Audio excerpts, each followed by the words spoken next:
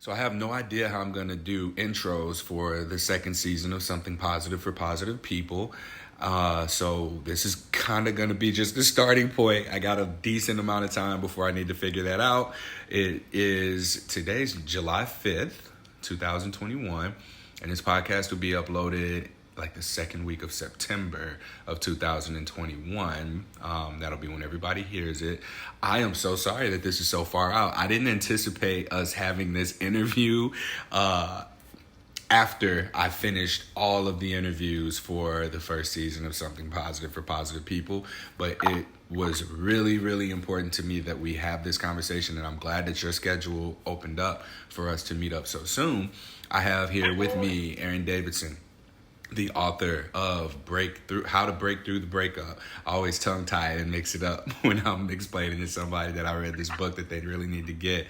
How are you? I'm doing well today. I'm excited to have this conversation. I am too. I'm excited for a lot of things. I'm excited for this conversation for sure. I'm excited about the shift of the podcast being from what it was primarily focused on STIs and sexual health and sex in general, to being able to take a lot of the lessons that came along with those interviews and being able to apply them to ourselves, to our relationships, to all other areas of our lives. And this is really exciting for me because I get to interview you, someone who isn't exclusively, you're not exclusively tied to that category. I did a little research on you, and apparently you've written, I don't remember the name of it, non-monogamy something. What was it? Yeah, thriving in non-monogamy. All right, now we're not talking about that today, but just so that... Another day. Yeah. But that could be perhaps another podcast episode, but... I read your book, and I found it to be very interesting how we got here. So I'll just share that from my end, and you just share with me what happened on your end. So we were introduced by Elle Stanger, stripper writer on Instagram. I met her in San Diego when I was there for a friend's wedding, and she showed me this book. She goes, this book, while it's written primarily for women, it may be something that you may find to be useful or interesting. And I hadn't told her, but I had just broken up with my then partner. And so I kind of glanced over the book a little bit, didn't think anything else of it. I was like, oh, this is interesting. And I think within a few days, I think you reached out to me and said that Elle said that I'd be interested in a copy of the book. So you sent me one. I read it, and I was very validated in a lot of what I have seen in my interviews with people about relationships, because even if we, just touching on herpes, like there have been people who've gotten diagnosed, had a breakup, and then had to go back out into the world of dating. And so were a lot of lessons in here that can be applied situationally, especially for people who may be coming over into season 2 from season 1 of the podcast, being, and there's parallels. One of those parallels is like sex education, right? We've been let down in the sense of it not including a lot of things that we don't learn until trial and error of adulthood, one of which being have a support system, or seeking support period is completely omitted out of sex education. So what happens if you are diagnosed with an STI, you find yourself in an abusive relationship, or you're struggling in your relationship with managing expectations or the relationship in general? We don't have the foundation that says, hey, it's okay to seek support. So one of the standout things from your book to me was how we have to get our support system rather than having already had it in place.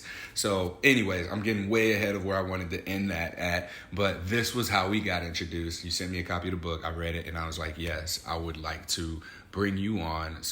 You're the first guest for this season of Something Positive from Positive People. So what's your side of how this connection worked? Yeah, well, first of all, I am excited for you with your transition too with your podcast, and I feel like it really mirrors what I see, like working as a sex therapist too, where we often start off, or what brings people in the door is really sex specific concerns, but it's like not too long before we see how connected sex is to all these other areas of our lives, and it's not too long before we start even going like a little bit deeper, or we're talking about sex, but then we're realizing, oh, actually this is really related to your family relationships, or it's really related to how you show up at work. And it just makes a lot of sense to me that you're transitioning like that with things. And so I'm so excited to be one of the first guests with that and kind of bridging those gaps too. And yeah, it's so funny how the universe, or whatever you want to call it, like brings people together, and Elle running into you and the breakup stuff. And it's just, yeah, it's cool to talk to people who are like going through the stuff with the breakup right at the time of reading it. And yeah, I'm excited to see what parts resonated with you, or what parts like didn't sit well, and all of that. And the support system piece too, I'm glad to hear that stood out, because yeah, it's such an important part. And especially with relationships, when we go through a breakup, it can be such a reorganization of, oh, this was one of my primary people, and looking at, okay, how can we look at support as more broad than that too? It's not just that one person. Right.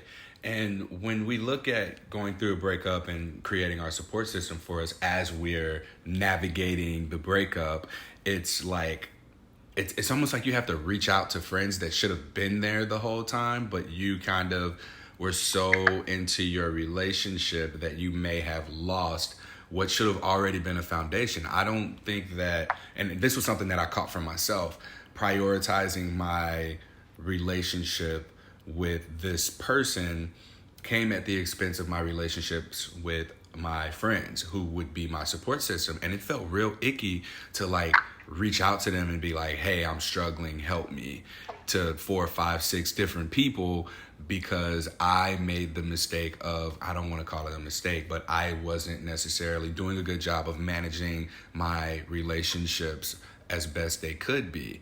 So it was important to me that like that be something brought up here, for even if people are in a relationship, don't anticipate breaking up, but to just kind of like give them a little poke that, hey, make sure you just manage or maintain your friendships, your identities away from your partner as well, because you truly don't know when you could be needing to seek support.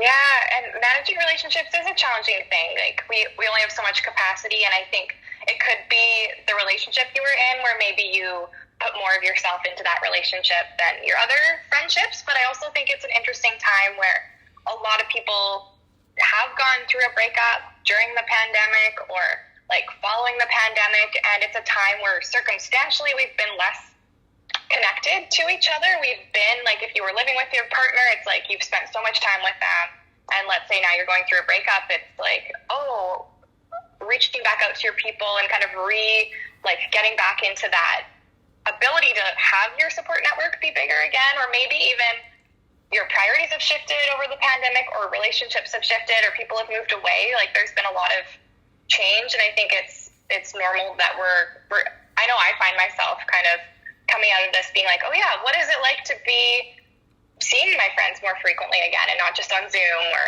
like doing those like late night, have a glass of wine and like talk through things and like reconnect. And so I feel like it's a transition time for a lot of us with our relationships in various ways. Yeah, the pandemic did make relationships look different. A lot of them were more challenging to hold on to or not. Because I know for me, my friends and I, we're activities people. We go do things together in groups, and that's how we open up, get vulnerable, start talking about stuff. You can see it in the person's face, hear it in their tone. Yeah, man, when people say, for guys especially, and this may be something that like creates a little bit of polarity because the book was written for women, right? But from a guy's perspective, I know that my friends and I, we always say, oh, how are you? Oh, I'm good, man, I'm good. And then we'll mention something that's going on. But when you're in person and like you got to be around each other for a while, you can kind of see, hey man, you sure you all right? Or go a little bit deeper into it.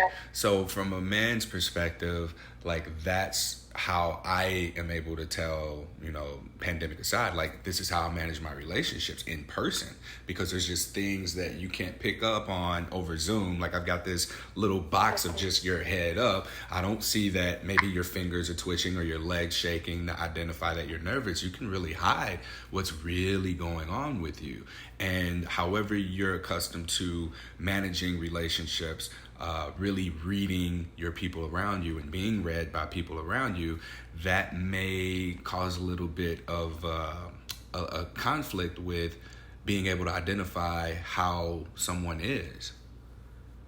Totally. And it's tiring too to just do Zoom calls. Like it's very much like just like a lot of like, okay, got to listen in on everything that you're doing. And if we do Zoom calls like I do for work, it's like you get saturated with that and you miss out on just that quality time of just like, doing an activity together or just like sitting together. And there's so much you can pick up on when you're in person that you can't. And so it's nice to hopefully have that back on the horizon for most of us.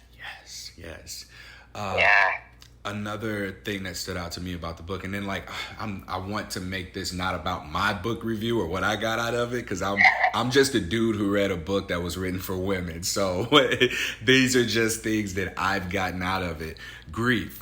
And in grieving relationships, something really struck with me, or something really stuck with me out of this, in that we're not necessarily grieving the loss of the other person, more so our identities as who we are in association with that other person. So like I'm so-and-so's partner, or so-and-so's my partner. And so the grief process is having to let go of the fact that we'd always go get Mexican food together.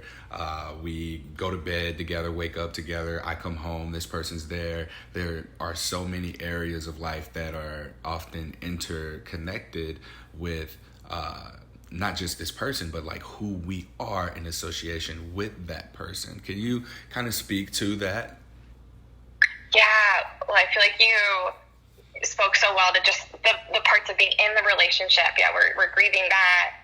We're grieving that we don't get to see them anymore, but we're also grieving like the future that we'd imagined with them in so many different ways. And I know for myself that brought me a lot of security. And I think it's just even knowing, oh, well, you're in the relationship, maybe you imagine this is who I'm going to spend the like next several years with, or we're going to live in this place and our friend group looks like this. And to have that kind of thrown up and messed around and be different is really hard. And it's a very untethered feeling. Like, oh, I used to have this idea of how my day-to-day looked, and now it's completely different. And it brings up all those grief feelings, the anger, the denial, the sadness, the ruminating, all of it. When we talk about breakups, right? I didn't want to ask this question, but it's coming.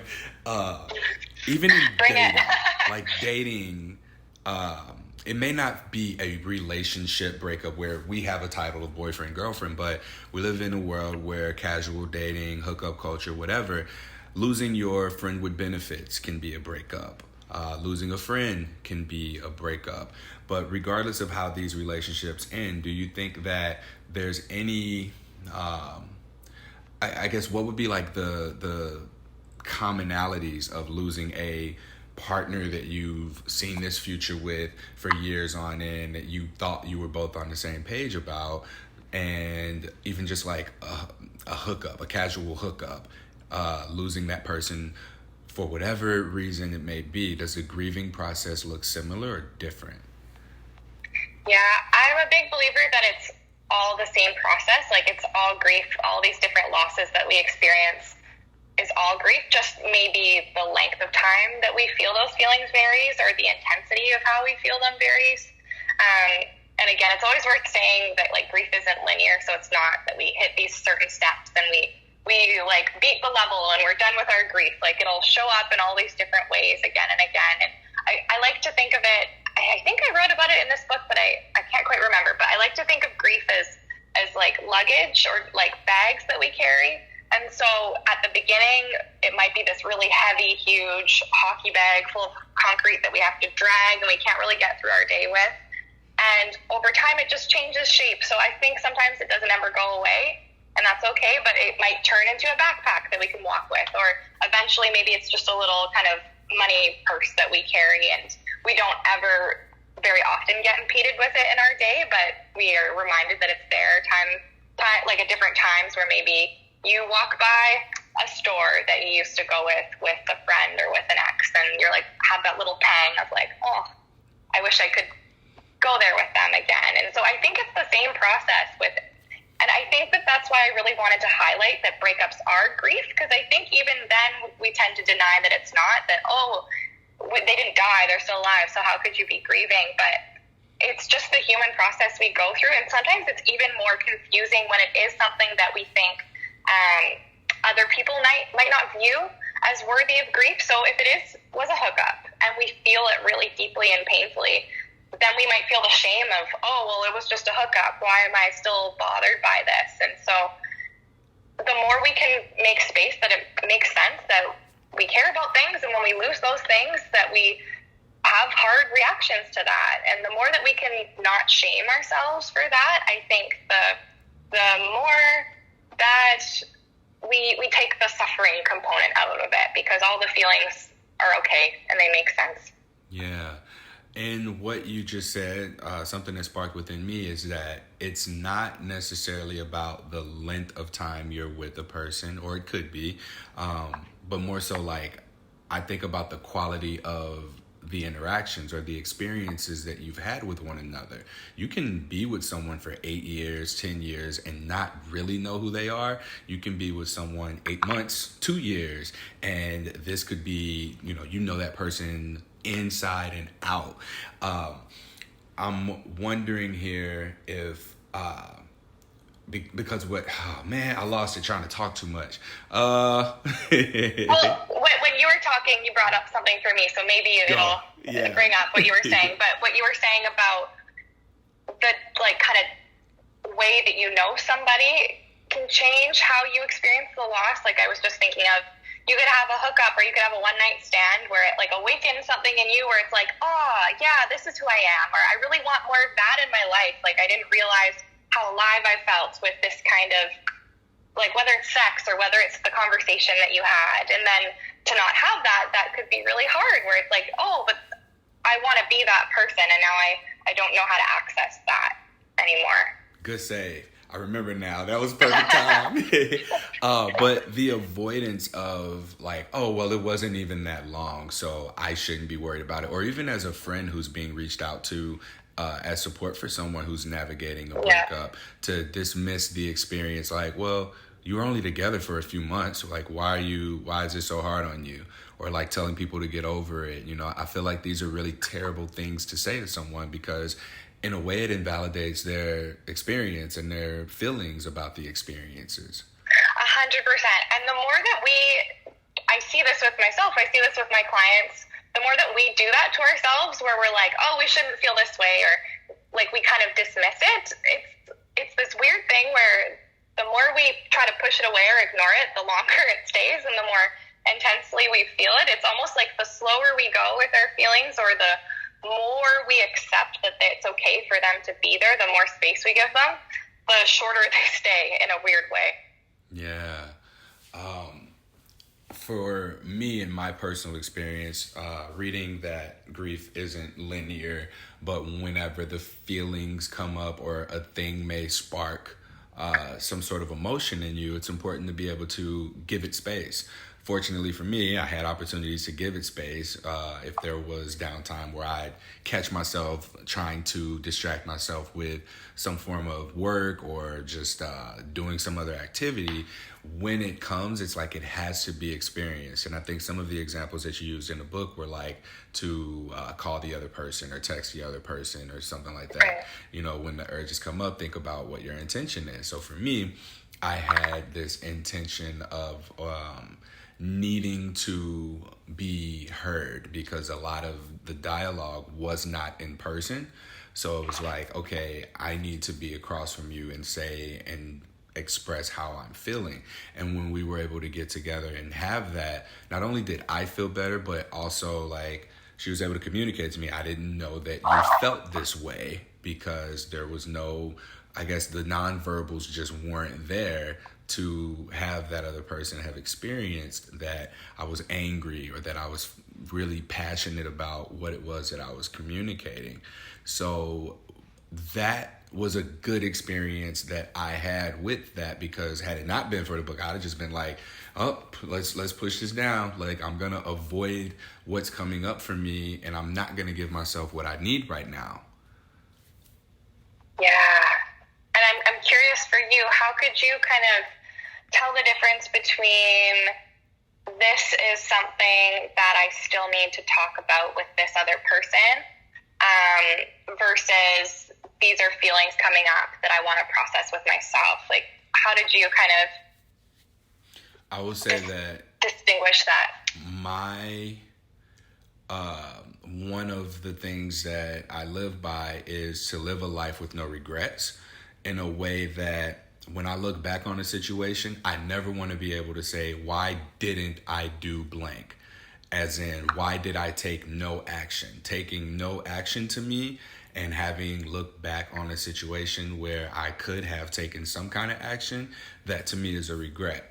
So for me, this was something that, you know, I was challenged with. It was like, okay, well, I'm going to take this action. I'd much rather look back and say, why'd I do it this way instead of that way, over why did I take no action at all? So for me, that was what came up. It was a matter of, okay, I had been in therapy, and my therapist was like, you need to let people know how you feel, because that's been a real challenge for me. I can sit here and tell you, hey, I'm angry at you when you do this thing. It makes me feel this way, and I'm angry. And people like won't hear that. But if I'm like fuming, you can see it in my face, and like, I'm not flipping the desk or anything like that, but there's just a way that it comes off non-verbally when people are able to pick up on it, or when your tone even changes. So I felt a need to be in a space to where that all could be experienced and communicated, because I needed to give this to the other person without fear of being too intense or anything like that. It's like, this needs to be expressed directly at the source of, or the cause of what was coming up for me. Yeah, that makes sense. It's like that needing to have your experience heard by that other person, so that you weren't kind of going on into the future carrying that and thinking, well, what if I had said that? Like, how would they have taken that, and how would that have played out? Like, it's almost like, I imagine maybe you felt a bit lighter after being able to do that for yourself. Oh yeah, for sure. Yeah. There's something there in the sense of just communicating how you feel, like having a safe space to express, you know, whatever intense emotion it is that's running through you, and share the experience. Like, that's healing. Yeah, and that reminds me of, I'm curious to hear your thoughts about, I don't know if you remember this part of the book, but it's one of the parts that people have been kind of bringing up and talking about with me, and it's this idea of closure. And I feel like we get this certain idea of what closure is, like, quote unquote, supposed to look like with relationships. And I think a lot of times that's out of our control. But I think that what your example is bringing up so wonderfully is what we can control is our own closure of being complete with what we share about our experiences and our feelings, and the things that we need to say, not because we need it to create a particular outcome, because that's out of our hands, but the things that we need to say for ourselves. And so I'm curious, what do you think about closure? How do you feel about it? All right, I think this is a big one. Big exhale. Yeah. This is a real big one for me, because I've for so long been told that closure looks like no more communication with the other person altogether. And that's just never sat well with me, because I'm welcoming people in my life that I want to stay, especially if there's mutual investments in one another energetically, or just with time and resources, whatever. The people that I'm choosing to be around now, I am invested in. So when I hear you need to break up with this person, never talk to them again, leave them alone, you know, it's like, I don't know how to articulate to other people like, hey, that's not actually what I want to do. That's not what I need. There may need to be some boundaries in place around our relationship so that I don't feel this way again based on the behaviors of the other person that I'm seeing. And in dating or situations where people aren't in a committed monogamous relationship exclusively with one another, that tends to be what the narrative is. So for me, as someone who's navigating non-monogamy, that relationship just looks a lot different than, all right, I'm going to block you, delete you from everything. It's just more of like, hey, this relationship has a transition. We're not suitable as partners at this level at this time.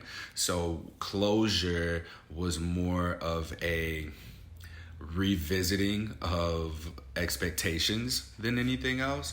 And I feel like that's probably where I'm at now, is trying to figure that out, because I know it's best for me to move forward now with this particular person, but I don't know that my internal belief systems versus my lived experiences are ever going to be able to agree. There's just going to consistently be this headbutting of, all right, well, do we leave each other alone? Do we stop having sex with each other? Do we get in a relationship? Like, what's happening? And then there's still the possibility of getting back together. And I think that that's something that, like, friends and anyone who's outside of the relationship will not be able to comprehend, or doesn't want to comprehend, is that, well, y'all broke up, so you don't need to be together, move on. It's like, it's a little bit more complicated than that. And oftentimes it's because the person who's going through the breakup doesn't necessarily feel a need to or know how to communicate the complications to people around them. It's just really draining to go through all of that. Totally. It's like closure in a way can be transitioning roles and boundaries. So now you used to be on like maybe this inner circle of my life, and now we're going to shift you to a slightly like farther away circle. We're not booting you out of my orbit, but we're just shifting you out, and my boundaries with you are being changed as well. So they're different. So they might be like, oh, we don't see each other every day now. We see each other every now and again. Or maybe we don't have sex now and we used to, or maybe we have our hookups look different than they used to. And like closure, in the narrative of the world that we live in is usually like, how can we wrap this up in a neat bow and end this relationship? But it doesn't need to be a full end. Sometimes it just needs to be a change. Yeah. And I think that a lot of that really comes from not necessarily knowing how to communicate the relationship dynamic or change to other people. So perhaps you act like you're still together around certain people, or you act like you've broken up, or you just don't share with friends. Therefore, like putting another barrier between you and your support system by having to be secretive about your relationship in a way. I kind of, looking back, like in college, I kind of had something like this because I was on and off with someone a lot. So being on and off with someone, going through a breakup, seeking support, going through that breakup again with the same person, and going back to the same people who've been giving you support for, what's a healthy way of navigating something like that when you're going back and forth with someone, and now you also are creating this fatigue with your support system to where they're like, I don't want to hear about this anymore. Like you've lost me. Yeah, and it's this idea too of being mindful of, okay, is this someone I still want to have in my life? Because there's a lot about relationships that you want to keep on you want to protect the other person. You want to keep a lot of the things that frustrate you about them, and it's tricky because if there's an abusive dynamic, you really want to be able to talk about with people so that you can start to have people see that and get support for that. And I know that gets murkier, but in another sense, if you're in a relationship where you don't always want to tell the people in your life all of their darkest, dirtiest secrets or the worst things about them, because that's just natural. The friends in your life are going to want to protect you, and so it's tricky. I think that's where therapy is really helpful, because you don't have to worry about the bias there. But yeah, when people don't necessarily understand the complexities of the relationship that can get really challenging. Mm-hmm. Yeah.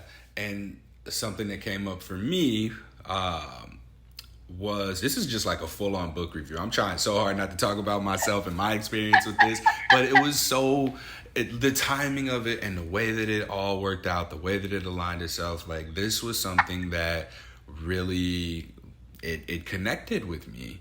So as I was going through and listening, as I was going through and like having these experiences, as I'm reading, as I'm applying it to myself, it also made me wonder, like, how have I been towards people going through breakups? How have I been showing up for them? How can we best do that if we're looking at this like, yes, we're going through the breakup, but if I'm someone who, you know, wants to be supportive to someone else who's going through a breakup, what are some of the best things for me to do in order to help them, besides give them their own copy of How to Break Through the Breakup? Break through the breakup. Yeah. And so that's something that you were wondering for yourself. Like, I'm interested, was there anything that really stood out to you of like, oh, I should do more of this, or my tendency is to do this when you're supporting a friend? What I came up with was that a lot of my friends are monogamous. I'm the only one in my friend circle who's non-monogamous. So having to explain that kind of a relationship dynamic to them, and them like maybe not all the way understanding it, like they accept it, but them understanding it is a completely different thing. So what I came up with was, okay, what do they understand? They understand being disrespected in the relationship. So perhaps setting that as like the baseline with them of, hey, if I need support about my relationship, or I come to you with the situation, the big question here should be, is Courtney being disrespected? Yes or no? If Courtney is being disrespected, then there's something there, and we speak to the disrespect. We don't necessarily speak to the aspects that people don't understand. So if we talk about, I guess I don't really have any like concrete examples of what disrespect would be in a relationship that come to mind without me having to stall and take breaks and think about one to create. But like emotionally manipulative, or like you can tell that they're being like gaslit or something like that. Like if you could really see some red flags, it's a different thing than if you just think, oh, maybe they're not the best fit together, but it's not like huge. It might just be not the right fit for you. It's like we don't necessarily know on the outside what actually works for that person in their relationships. Yes. That's a really good, to me, that's a really good way of having everyone speak the same language. We speak respect. So among my friends, if I'm coming to them for any sort of relationship advice, or if I'm frequently coming to them about different problems, is there a theme of Courtney being disrespected? And then it's like, hey, this is what you got to do. Like, you came to me and said, this is how you want me to hold you accountable in your relationships. I am holding you to that. I feel like that's a really healthy way of going about establishing like a boundary or expectations with your support system. At least that's what works for me as a man. I don't know if like women do the same thing or what. Yeah, I think something that I find really helpful is just being like, what do you need from me right now? Do you want me to just listen to you vent? Do you want me to help you do something practical? Do you want me to help you like pack up your apartment? Do you want advice? Like, how can I be helpful? Because I think that like putting it back on the person, because what might be my default, which might be to be like, okay, you got to do this and this and this and this, and then we're gonna go. We're gonna delete them off Facebook or whatever it is. It might not actually be what they need, and sometimes we just need to vent or whatever. So kind of throwing it back to the other person, I find is something I try to remember. I don't always do it, but what do you need from me? What if we don't know what we need? Yeah. Then as the friend, then like being the friend for someone who doesn't know what they need, or for ourselves when we don't know what we need. Yeah, if we don't know what we need as the person who is being asked, well, what do you need right now? Do you want to vent? Do you want this, that? Like, do we just blah, or is that when we call a therapist? Like what? We're going to our friends because we know we need something that they can give us, or maybe they can't. So how do we, not knowing what we need, figure out what it is that we need? Yeah, I think that's a really common reaction too, because there's so much that's going on when you're going through a breakup, and so I feel like permission to just not know, just maybe you just want to be around people, and that's cool. That makes sense. And this will be one of those situations where people are like, "What's wrong?" and you're like, "Nothing." Right?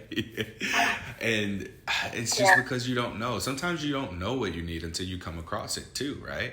So perhaps it could just look like making space for stillness, for silence, in order for what you need to come up, because that was kind of what it was for me. I practice yoga, I'll meditate, and it's often in those moments of stillness, or even taking a shower. Like when I take a shower, I have the most enlightening moments of my life, and I think all these great quotes, and I have these ideas for businesses and stuff, and then by the time I dry off, I'm like, oh, what was that? Oh man, what was that one song with? And that's where my head will go. But no, just, and I want to make that known too, that sometimes it is okay to just not know what you want or what you need, but to just make that time, make that space for yourself. If you know you need something, feel in your body what it is or where it is that you may need it, or it may, I don't want to jump to eat, but you may be hungry, or maybe you need to drink some water, or maybe you need some sunlight. You may need some movement. You may just need to sit around people and just be in the presence of others, right? I love that. Yeah, just checking back in. I feel like you're saying, when you slow down, that can often be where that will really come up and present itself. And it might be something really simple. And we don't need to figure it all out in that moment either. You just got to start with, okay, in this exact moment, what's something that might make things just a little bit better? Is it taking something off of your to-do list? Is it doing nothing? Is it, like you said, getting a glass of water? It doesn't have to be really complicated. Yeah. And Erin, I sent you a bunch of voice notes and messages of notes of what I wanted to talk about. Was there anything in that stood out? Because I know for me, it was mainly the grief, the support, and then I have one more thing. Well, I already touched on that with the difference in relationship styles and being able to seek support in a certain way. But was there anything that stood out to you that you wanted to make sure we touched on based on the notes that I shared with you? Well, I was excited to see, you kind of go through that process of sending me different things, and it was cool. It was like you were in real time, like having a bit of a book club or something with me. It was awesome. I was really keen to talk about when you sent me the screenshot of the page of the book about, because it was one of my favorite chapters to write, about the naming the patterns, and so like the looking at the family history and like how that impacts how we look for relationships and partners and kind of making those connections. So I was really keen to hear if anything else came of that for you. All right. I hope that nobody that I'm like intimate with listens to this, but my pattern has always tended to be, in a way, women who obviously somehow remind me of like my mom. My mom was very emotionally draining to me as a child. And I feel like I've developed this like ongoing, infinite capacity to emotionally give. So I seek and tend to give emotionally to women who absolutely take advantage of it or take it. Not necessarily anyone who reciprocates. So like my mom wasn't really good at reciprocating that. If I needed something emotionally, she wasn't able to provide it back. So this kind of made me struggle with communicating what I need. So whenever it is that I do communicate at an emotional level, I don't expect for it to be received well. And I think that some things that have been said to me as an adult are like, oh, you can be too much or intense. And if my mom had language, I think that probably would have been what she used. But if anyone needs to emotionally dump or offload on Courtney, Courtney's always here for that and good about that. But it's kind of trained me to not feel safe opening up emotionally to partners. Yeah, just making those connections. It's one of the like wildest things that I've learned from my own healing from my breakup and going to therapy and training as a therapist is this idea that we partner with our unfinished business. And so on like a subconscious level, there's something that goes on where we get attracted or drawn to the people that bring up stuff in us. Like I think that they say we're drawn to someone who reminds us enough of our caregiver experiences to bring that up for us on some level in our brain, but they're different enough that a part of us feels like we're going to create a different outcome. And to see that play out and to look in your past and see how it plays out, it's really mind-blowing. But also, I find it was really empowering to be able to name that, because then you can start to be like, okay, I'm starting to know what these flags are to look for this. Okay, so that's the person who's going to not leave space for my emotions. Or for me, it was often people who, I think it's a different flavor of the same thing that you're describing, like someone who is not emotionally available. And so finding those people, and there's some part of your brain that goes, oh, well, this one's going to be different because they're a therapist or something, but they're still emotionally unavailable. So your brain plays all these tricks on you, but to start to go, okay, I need to specifically look for the person who is emotionally intelligent, who leaves space for me, who makes me feel like I'm not too much, but like just enough, and all of that. And so it's so just, our brains are the weirdest things. Yeah. Speaking of emotional unavailability, like, do you think that we in our minds can create a scenario where, yes, we're looking for familiarity in our relationships. We're looking for that unfinished business. It was what you said. I want to make sure that I use the language that you use. We're seeking that unfinished business in our partners in hopes of finishing that business to some extent, right? So Yeah. how do I want to say this? Because if we're making the attempt to finish the job, sounds so violent. right? Yeah.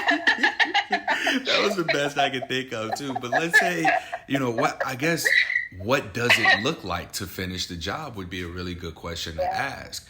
And what comes to mind for me, processing this for the first time, if I'm finishing the job, it kind of looks like it looks like almost going to the other extreme where, okay, my partner emotionally offload on me, but I can't on them. So I should probably seek someone that allows for me to just emotionally offload on them and then find middle ground, right? Is that the practical thing? Do we want to go so far in the other direction away from what it is that we have become familiar with? In a way,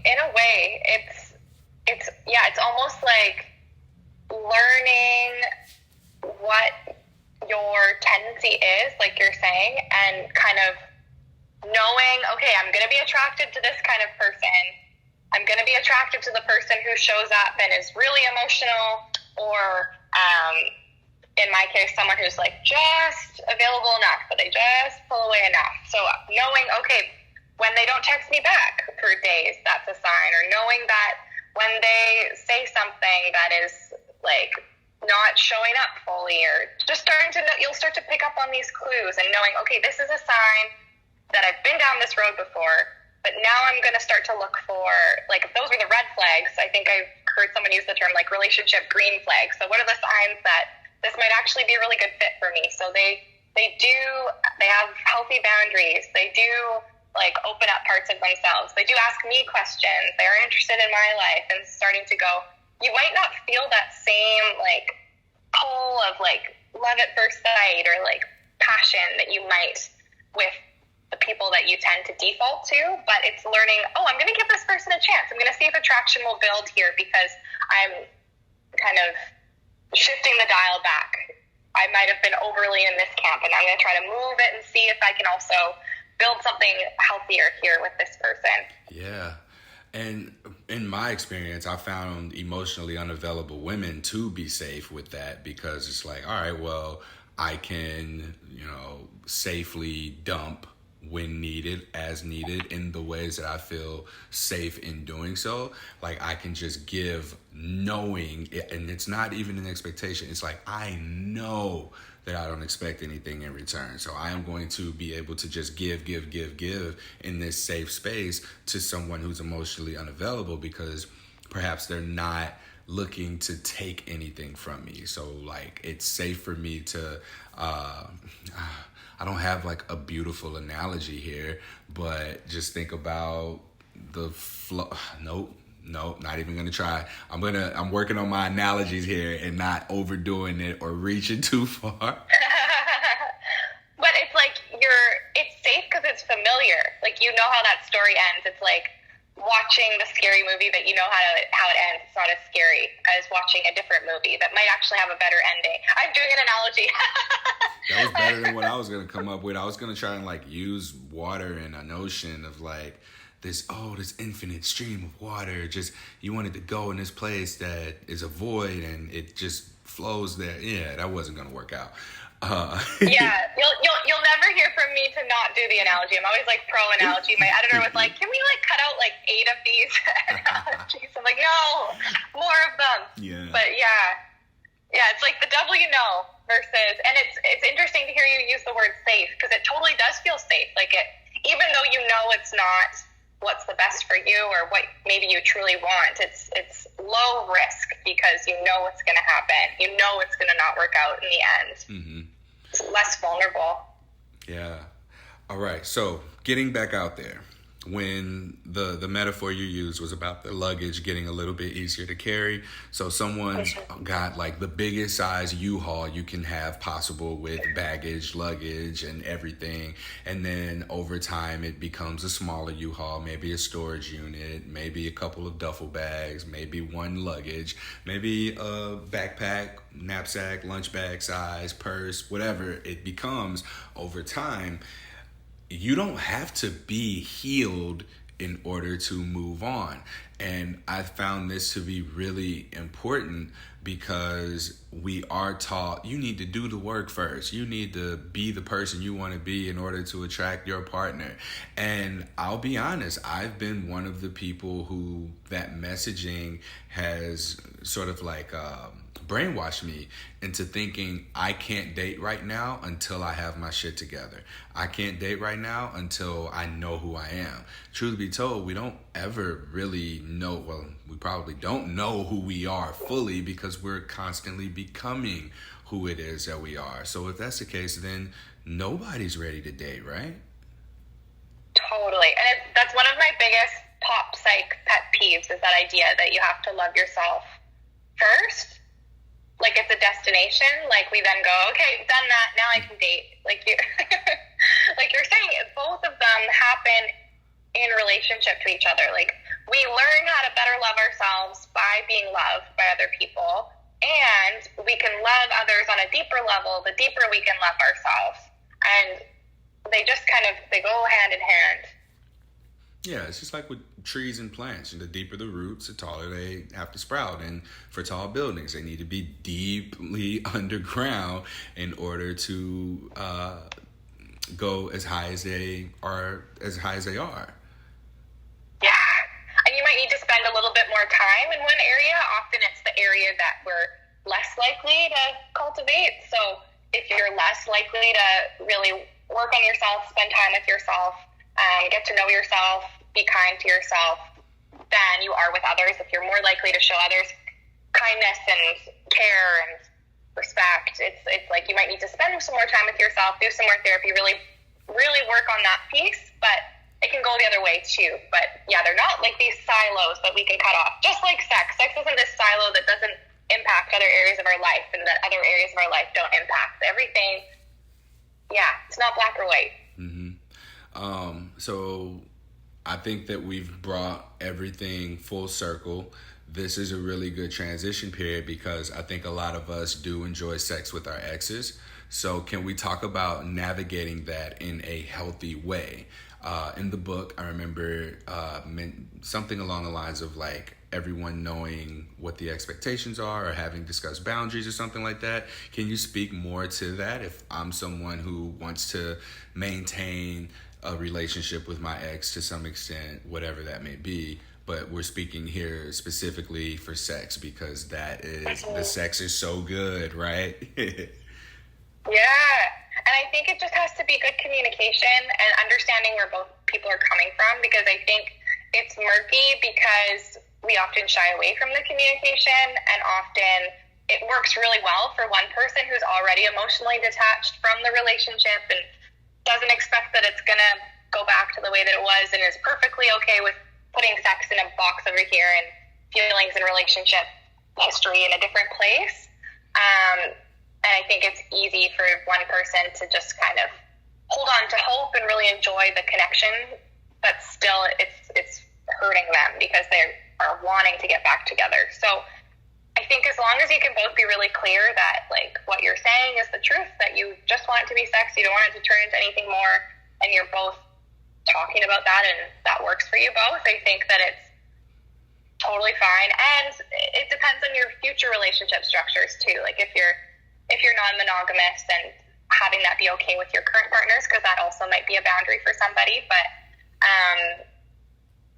yeah, it's just, I think it really does come down to the communication and just being aware that just because it works really well for you doesn't mean that it, like, don't make assumptions that it really works for the other person. And what comes to mind for me is why, knowing the intention. Is it because of convenience? Is it because they're there? Is it because it's familiar? Because it's easy? Do you feel like there's a possibility of getting back together? Are you doing this because you care about what other people think? Or what? There are so many different reasons, I think, that we go back to exes. Or, you know, if we were hurt or if we know that we're just incompatible. I think that's the biggest thing. If it's we're incompatible, I recognize this, but ... I want to have sex. I enjoy dressing up and going to Comic-Con with this person because we have a blast doing so.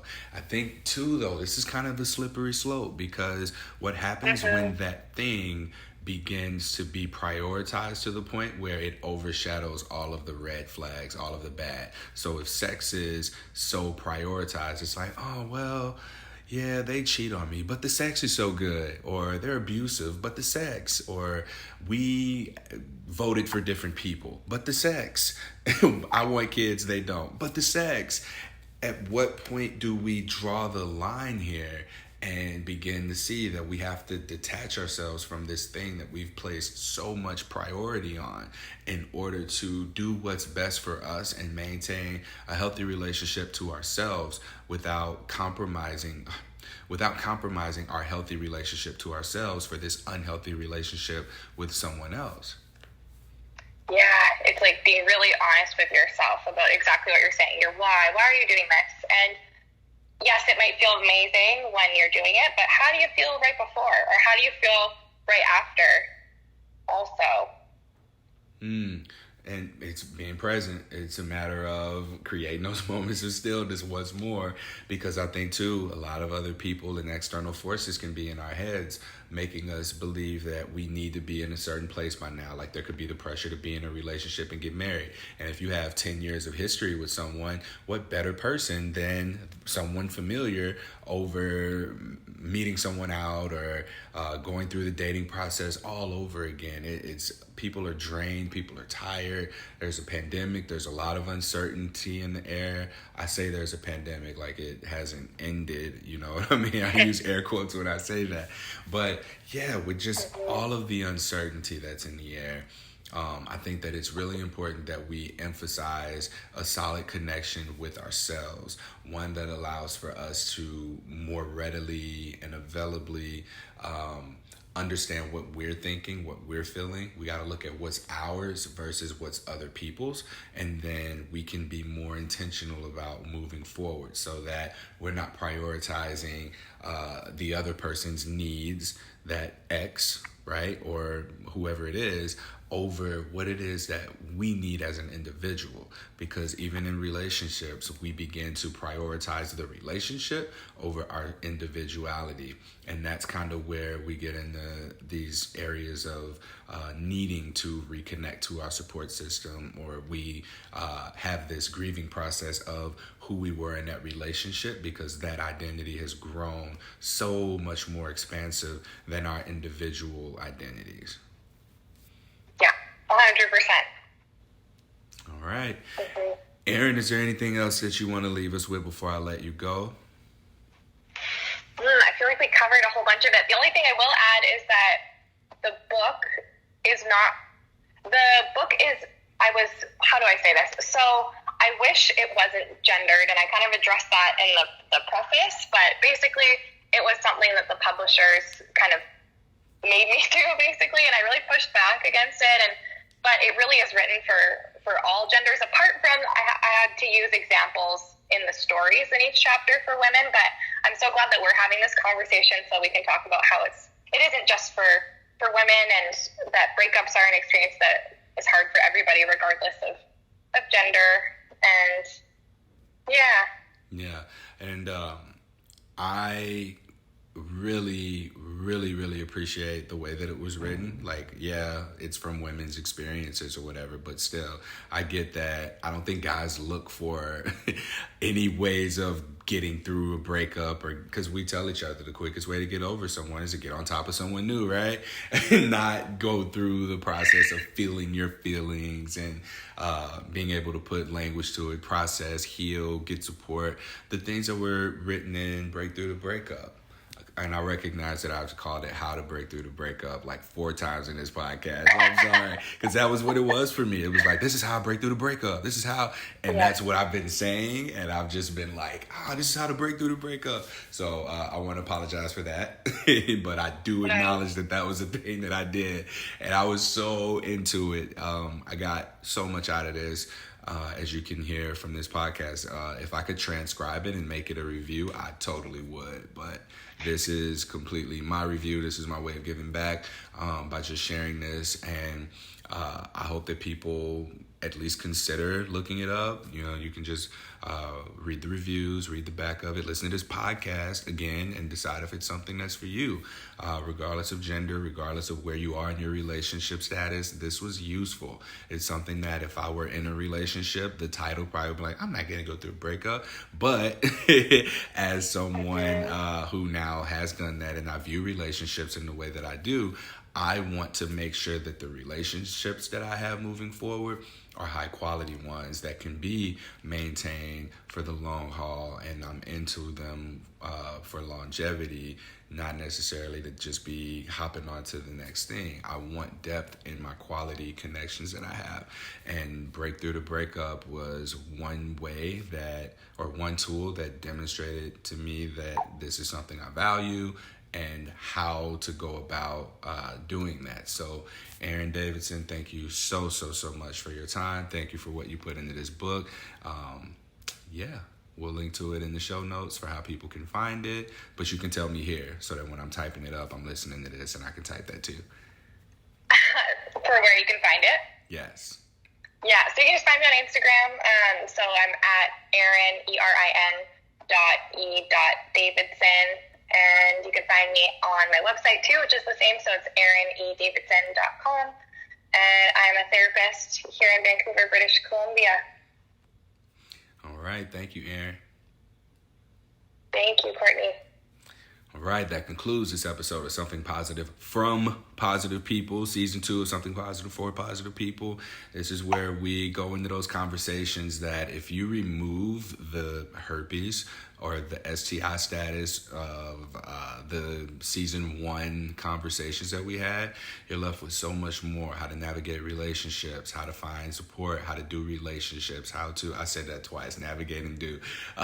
Clearly, I don't have like the outline written yet, but once it's done, it's going to be fire. I'm creating right now the outline for the redirect of Something Positive for Positive People, the nonprofit organization that is paying for people to get therapy. It's as simple as that. that. We use yoga to raise money, and we pay for people's therapy who reach out to us and are seeking a therapist.